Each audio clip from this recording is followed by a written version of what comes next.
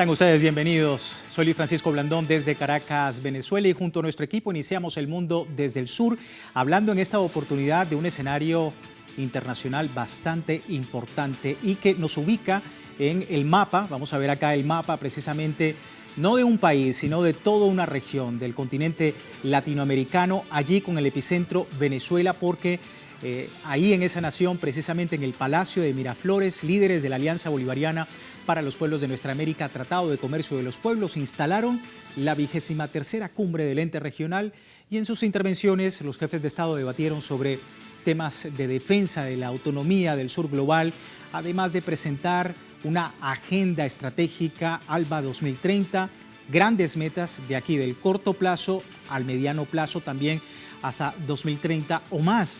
Pero ¿qué ha ocurrido precisamente? Vamos a ver cómo se proyecta esta cumbre a nivel internacional.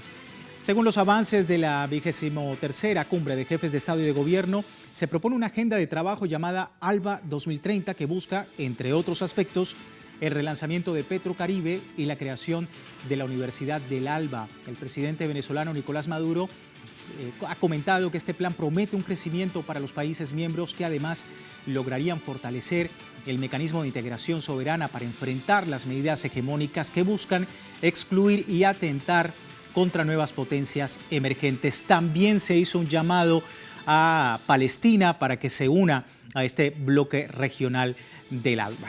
Vamos a analizar el tema, pero antes debo recordarle, a través de nuestras redes sociales y a lo largo del día hemos sondeado la opinión de nuestros usuarios sobre este tema. Algunos de ustedes quizá ya han participado respondiendo a la pregunta que hemos hecho al respecto. Venezuela, 23ª Cumbre del ALBA TCP, que reafirma la necesidad histórica de integración y de cooperación regional frente a desafíos internacionales. ¿Cuál cree usted que será la pertinencia de esta alianza en el actual escenario mundial? ¿Unidad antiimperialista, más unidad regional o autodeterminación e identidad?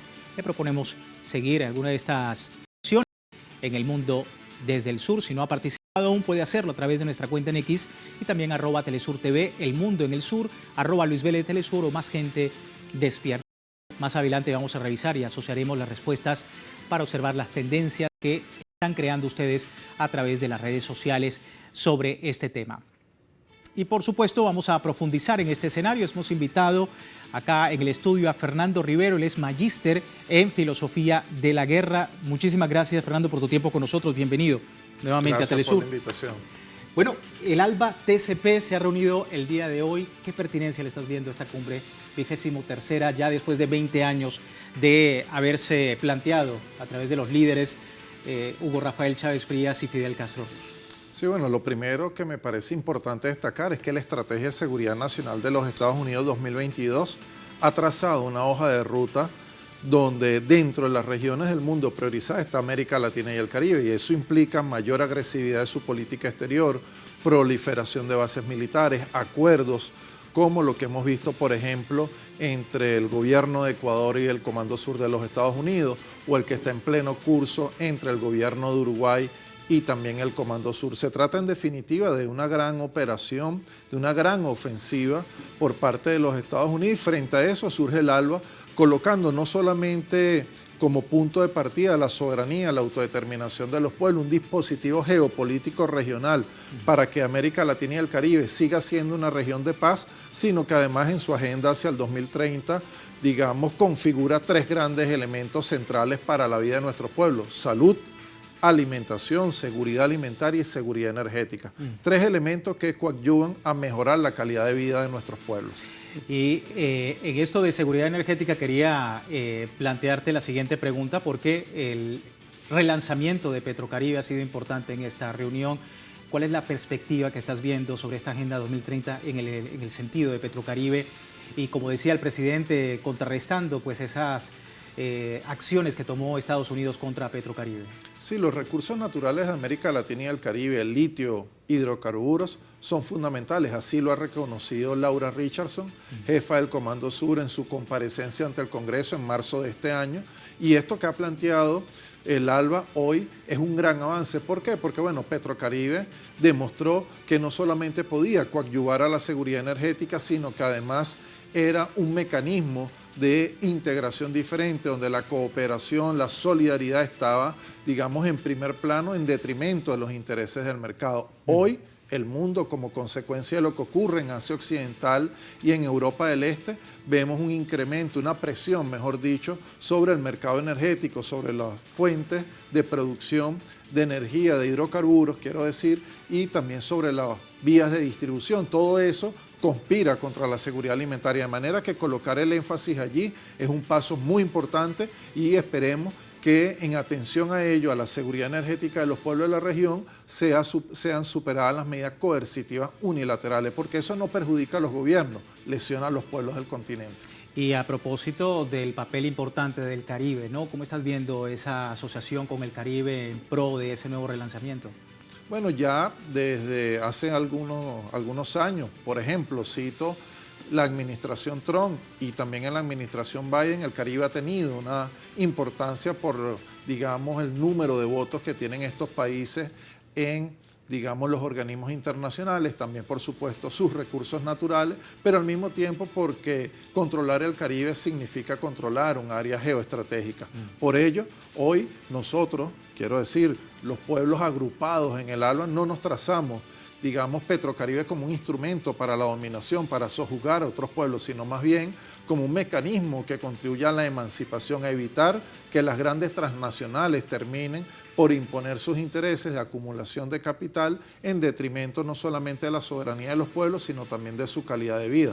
Petrocaribe demostró en los años en los cuales estuvo funcionando la virtud de una concepción de la integración novedosa. En este sentido podríamos decir una integración de cara a lo que es el ideario bolivariano.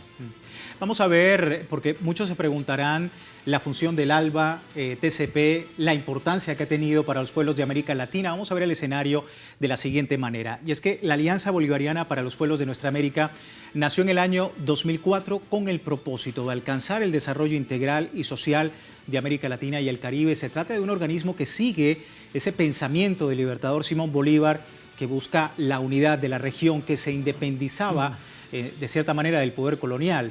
Presidente de Venezuela, líder histórico de la Revolución Bolivariana, Hugo Rafael Chávez Frías, también el comandante Fidel Castro, fueron factor esencial en la creación de este bloque para enfrentar las medidas injerencistas de los Estados Unidos en su territorio, que considera un patrio trasero. Hoy precisamente, decíamos Fernando, se cumplen 20 años de esta alianza bolivariana con la posición firme de hacer un relanzamiento, de habituarse ahora a los nuevos tiempos, a los desafíos internacionales, no solamente en el continente, sino en todo el espectro de la diplomacia internacional. Y en un contexto donde hemos visto países de Latinoamérica que efectivamente empieza una ofensiva, en algunos casos en el tema electoral, que viene precisamente a plantear a través de este bloque regional una mayor integración. ¿Cómo estás viendo ese desafío aquí al 2030 en esta agenda que se ha planteado?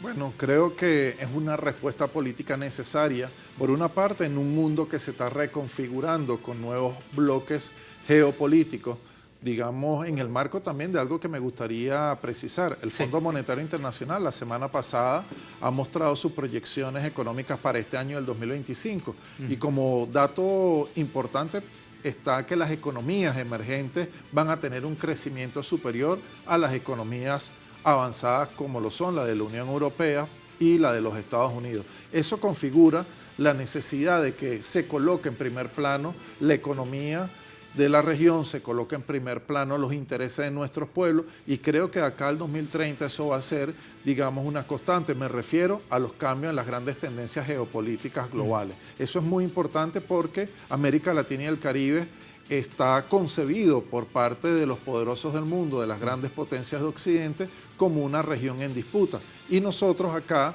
en los diferentes foros de integración de América Latina y el Caribe, como por ejemplo la CELAC, se ha planteado una y otra vez que esta es una región de paz, libre de la proliferación de bases militares y también de la proliferación de armas de destrucción masiva. De manera que esta agenda hacia el 2030 creo que conduce a tener una región con mayor nivel de justicia social, de equidad y sobre todo en paz. Hablaba Fernando de la CELAC y el llamado del presidente Nicolás Maduro a reformular también allí este bloque regional. ¿Cómo estás viendo ese llamado? por demás necesario. Además, el presidente Maduro y otros líderes de la región han hablado de la necesidad de fortalecer la institucionalidad de la CELAC. Por ejemplo, podríamos soñar, porque además es una necesidad en un parlamento para la CELAC, un parlamento que podría ser reformulado, digamos, profundizando lo que hoy existe, por ejemplo, el Parlamento Latinoamericano y Caribeño. Ese podría ser un foro para discutir los grandes temas de la región, para darle continuidad a lo que pensó el Libertador en su convocatoria al Congreso Anfictiónico de Panamá, cuando la realizaba en 1824. Este año precisamente se cumplen 200 años de esa convocatoria. Pero además es una necesidad porque los pueblos de la región enfrentan flagelos como la inseguridad alimentaria, la pobreza. Ha dicho, por ejemplo, CEPAL, que tenemos más de 80 millones de personas que padecen la pobreza extrema. Entonces son elementos que están allí, y esta hoja de ruta, fortalecimiento por una parte de la coordinación intergubernamental en este foro que es el ALBA, pero además fortalecer la CELAC, creo que podría contribuir de manera decidida a cambiar el panorama de la región. Un panorama con muchos desafíos, como decíamos. Precisamente el presidente de Venezuela, en su condición de anfitrión, hizo énfasis en la Agenda 2030 en unión a sus homólogos. Y en ese orden de ideas, los mandatarios coincidieron en que, dadas las circunstancias, es necesario estar, digamos, muy pendientes de varios temas que dan cuenta no solamente de escenarios como, por ejemplo, las sanciones coercitivas unilaterales contra Venezuela, sino una alianza regional que permita unas líneas estratégicas de cooperación, de desarrollo, estudiar y aprobar el plan de relanzamiento de Petrocaribe, como vemos aquí en pantalla. También 7 líneas, por ejemplo, el plan de aprobación del Plan ALBA Alimentos, firmar y adoptar definitivamente el Tratado de Comercio de los Pueblos que ha llevado adelante esta organización supranacional. También tenemos allí como un quinto aspecto, impulsar un programa especial de desarrollo científico y relanzar el plan de ALBA Salud. Son algunos de los planteamientos que se han hecho en la cumbre, con la culminación de esta creación de la Agencia del ALBA, con la mitigación de los efectos del cambio climático. No se ha escapado tampoco ese tema tan importante, Fernando, el cambio climático y cómo se está abordando a través de este organismo. Sí, desde luego el cambio climático es hoy una preocupación de la humanidad. Sin embargo, en algunos organismos internacionales se ha impuesto, digamos, la perspectiva de las principales potencias, que son precisamente las que producen más gases de efecto invernadero. Eso creo que esta postura del ALBA, creo que debemos vincularla a la defensa de la Amazonía que han asumido mandatarios como Petro, Lula, el mismo presidente Nicolás Maduro. Pero ahora bien, creo que allí también es importante destacar, tú lo comentabas hace unos segundos, el tema de las medidas coercitivas unilaterales. Sí. Con la violación permanente del derecho internacional público, con medidas de estas características, que además son extraterritoriales, lamentablemente se sepulta la posibilidad de que podamos, digamos, andar un proyecto de desarrollo basado en la soberanía, en los elementos, digamos, comunes, los intereses compartidos de los pueblos. Lamentablemente, hoy es necesario replantearse también algunos mecanismos institucionales de carácter internacional, organismos internacionales quiero decir, como por ejemplo la Organización de Naciones Unidas. Por una parte, 2 ejemplos de cómo funciona con un doble rasero. Nos exige a los países que menos producen gases de efecto invernadero el mismo esfuerzo que quienes sí lo producen. Me refiero a las grandes potencias industrializadas que producen y contaminan, digamos, con sus gases de efecto invernadero, pero además calla frente a la situación de Palestina. Por ello, creo que es muy importante el llamado a que se imponga la paz, a que el sionismo israelí respete el derecho a la autodeterminación de los pueblos allí en Asia Occidental y que cese la violencia. Pero además me parece un hecho simbólico importante la convocatoria de Palestina a la próxima cumbre del ALBA. Eso es fundamental. Vamos a hablar de esto más adelante porque quiero centrarme en lo que decía, por ejemplo, el presidente de Cuba, Miguel Díaz-Canel, ha dicho que las alianzas de los países del sur global a hacer frente al bloqueo, lo que decíamos, estos atentados económicos a naciones del continente es sumamente importante dentro del ámbito del ALBA-TCP. Esto dijo.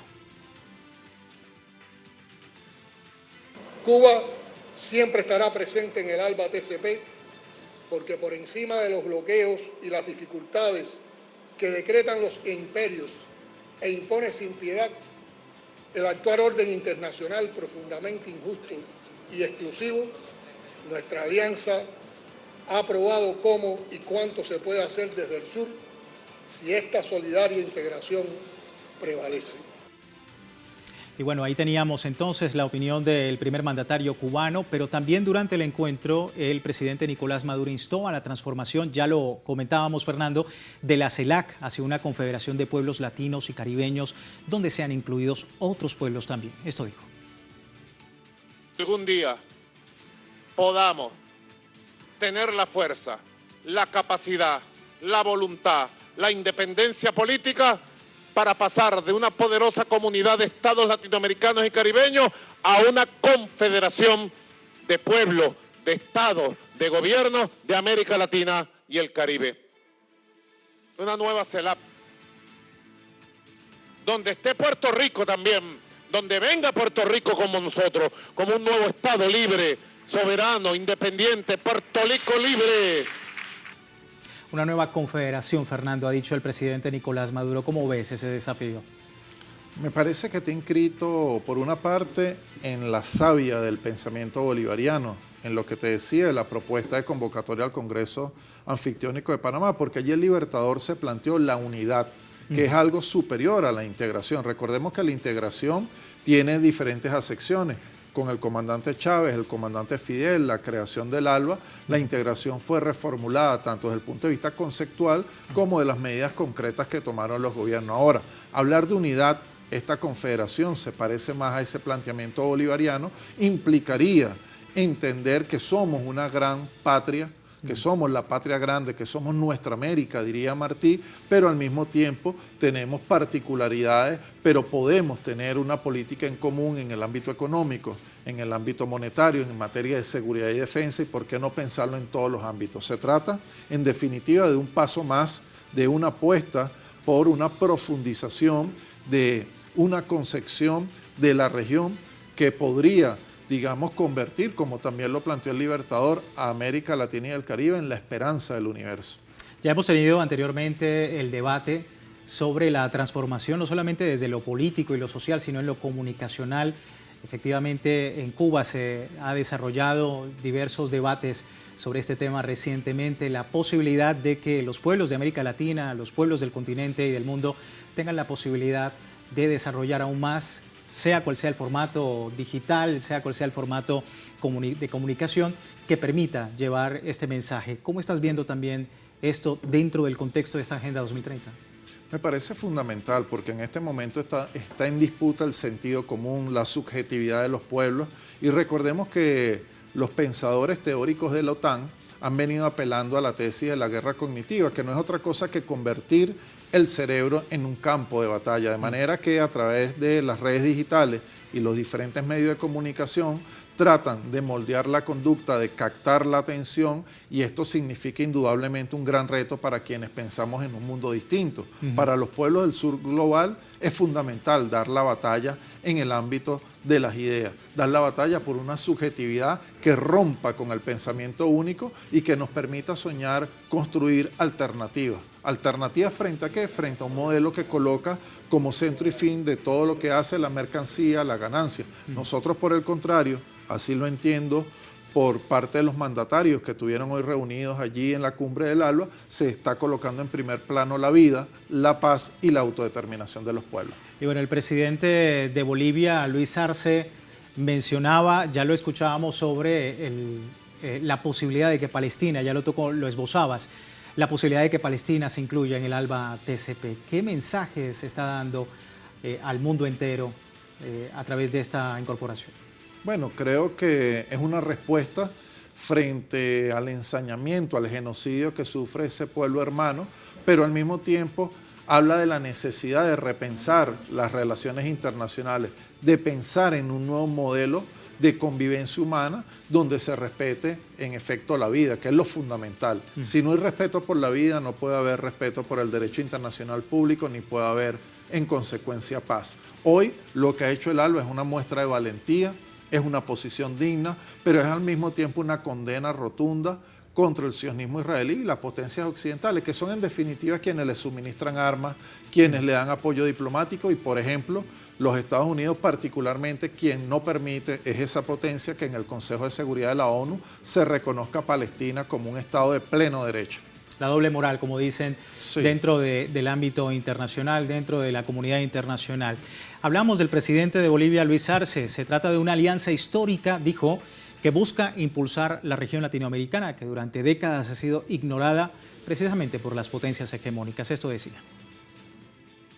Desde su creación en 2004, esta alianza ha sido un faro de esperanza para los pueblos de América Latina y el Caribe, promoviendo la hermandad, la solidaridad, la cooperación, la complementariedad y la reciprocidad.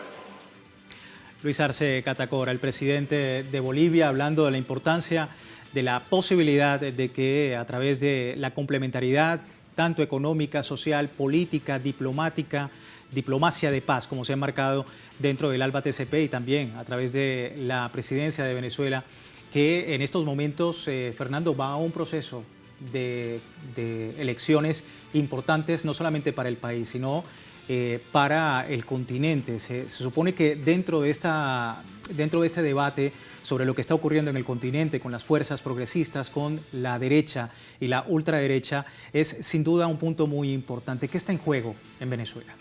Bueno, en Venezuela está en juego un proyecto político que parte de la premisa de reivindicar la independencia nacional, reivindicar la paz y, por supuesto, grandes transformaciones de conformidad con las demandas, anhelos de las grandes mayorías, pero al mismo tiempo una concepción de la región que es la concepción bolivariana, es la gran apuesta que hace el proceso de cambio que está en marcha en Venezuela. Y por otra parte, por supuesto que están los planes que se direccionan desde el Departamento de Estado, desde la Unión Europea, desde el Reino Unido, para tratar de acabar con la democracia en Venezuela. Hay, repito, una ofensiva en la región y esa ofensiva tiene como uno de los países centrales Venezuela, no solamente por las reservas de hidrocarburos, por sus grandes recursos naturales, sino también por el ejemplo que significa hoy Venezuela para los pueblos del mundo.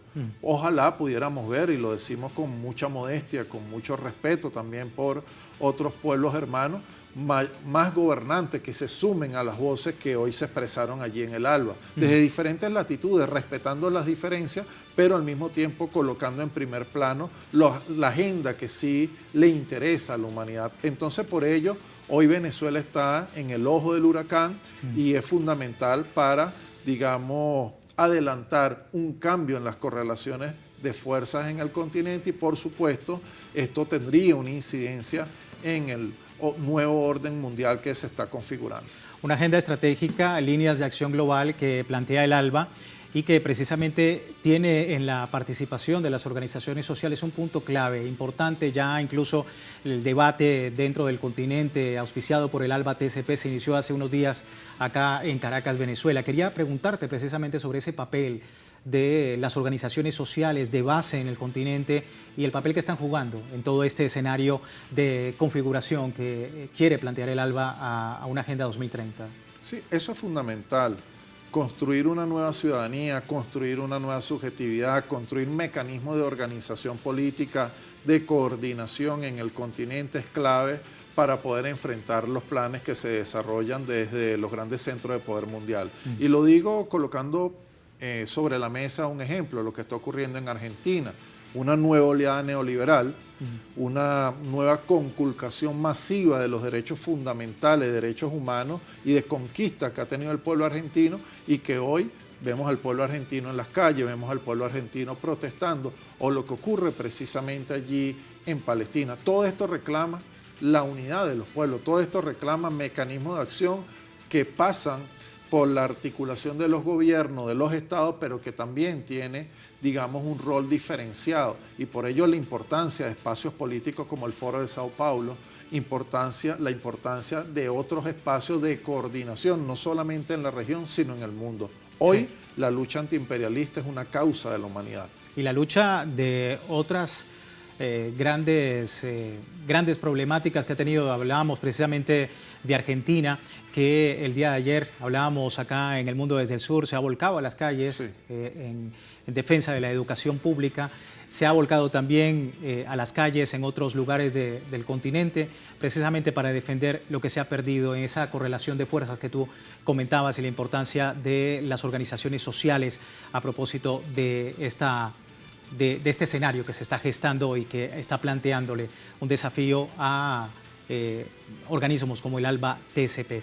Pero vamos a revisar, Fernando, algunos resultados de nuestra encuesta que hemos planteado a propósito del tema el día de hoy. Teníamos la pregunta, vamos a verla en pantalla. Venezuela, 23ª cumbre del ALBA TCP, que reafirma esa necesidad histórica de integración y de cooperación regional frente a los desafíos internacionales. ¿Cuál cree usted que sea la pertinencia de esta alianza en el actual escenario mundial? Un 73% ha dicho una unidad antiimperialista.